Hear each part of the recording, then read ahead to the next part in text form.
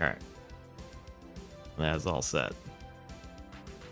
Do you remember getting a backdrop for VTubing? Nah, not real. Not unless you want to. I think it's really up to the person. I think the best advice I heard was like, you should put in some amount of effort so it looks like you give a crap. It doesn't need to look awesome. And honestly, there's some people who are really amazing VTubers and their backdrops look fairly basic, right? It's not going to make or break your content. Absolutely not. But I think it's like audio too. Like there's a lot of really good streamers who have awful audio and they make up for it. But I think it's like, as a general rule of thumb, as long as your audio is not going to send people away, because it makes people like the first impression you give off is this person does not actually care about the audience experience. The same goes for everything, really. The same goes for your model, goes for BGM. You know, like when I first started, I was like, oh, I have to get a BGM. I can't use like the same BGM everybody else uses, but it's like everybody uses the same BGM. There's like 20 corpos that use the same BGM. Everybody goes to Dova Syndrome and downloads the same couple of chill songs. Or they go to, what's the other one? MusMus, right? There's a couple of them, but all these corpos use the same thing for their Zatsudans. And it's fine, because that's not why people are tuning in. I mean, I wanted to get something a little different, so I went a little bit off the beaten path and got some like mod tracker stuff, because I'm super into that. And it's kind of retro and kind of nostalgic for me, and that's kind of my vibe. So that's why I went with that. But there's other BGMs I have that are just from Dova Syndrome. There's other like simpler backdrops I have. It doesn't really matter, in my opinion, anyway. Also, backdrops are like not too expensive if you go on like Booth or what have you. I think just find something that matches your vibe or your aesthetic and gives people something to look at. But they're not really there for that stuff. They're not really there for the model either, honestly. As many have pointed out, there's a lot of corpos with models that are not incredibly advanced, technically speaking, and that's fine. That's not a knock on the art. That's not a knock on the, work of a rigger. It's just like, that's not crucial to their success. Maybe I should go outside and touch grass. I bet that would help my eye strain problems. Another problem could be that this room is just really bright. I always feel self-conscious on other VTubers having a backdrops and emotes. Yeah, see, but it's you don't want to compare yourself to other people, because what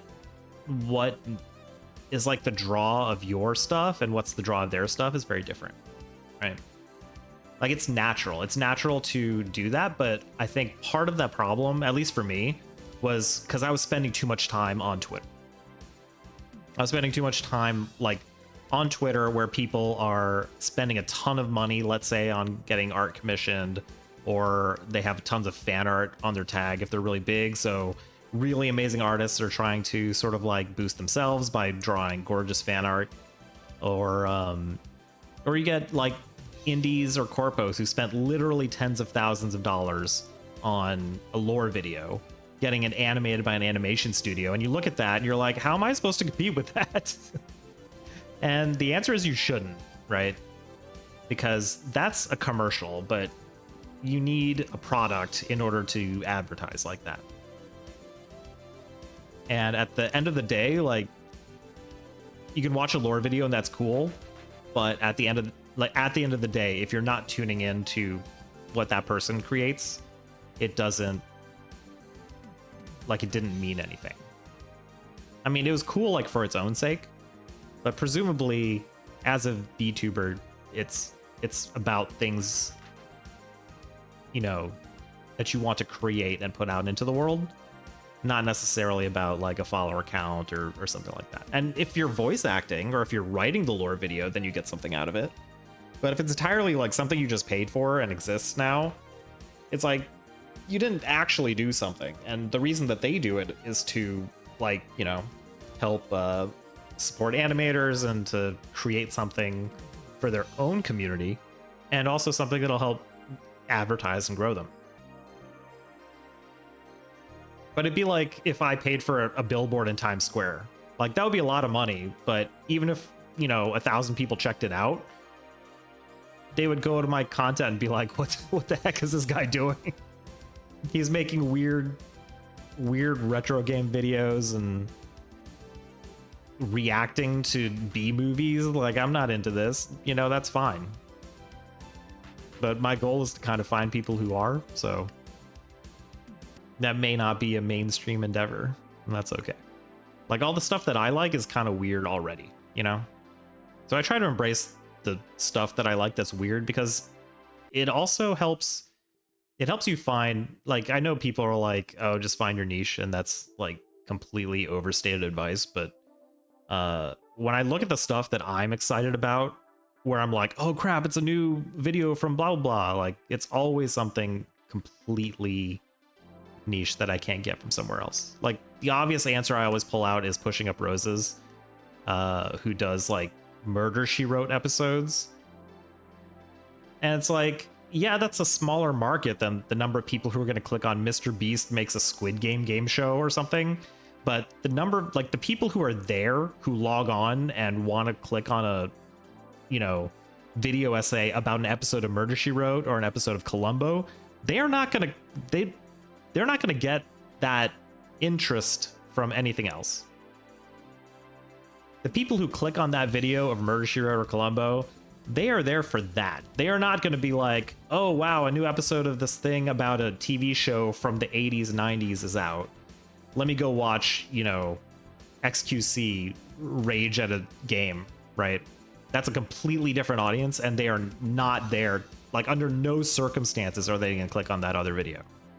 All they want to do is click on that weird niche video. At least I do. I need better lights. Maybe I'll just dim the... You know what? I bought a dimmer and I never installed it. I need to do that. I need to get off my butt and actually do that. Be a dad. Be a handyman dad. Install a thing. Install a thing in a house. Also, turn off the circuit breaker before I do that so I don't electrocute myself to death. You know. Be safe. Be safe out there, kids.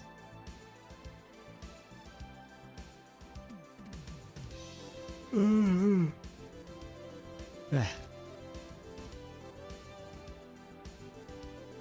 are we at? 4:30 almost. Okay. You know what? I'm gonna go. I'm gonna call it. I'm gonna call it.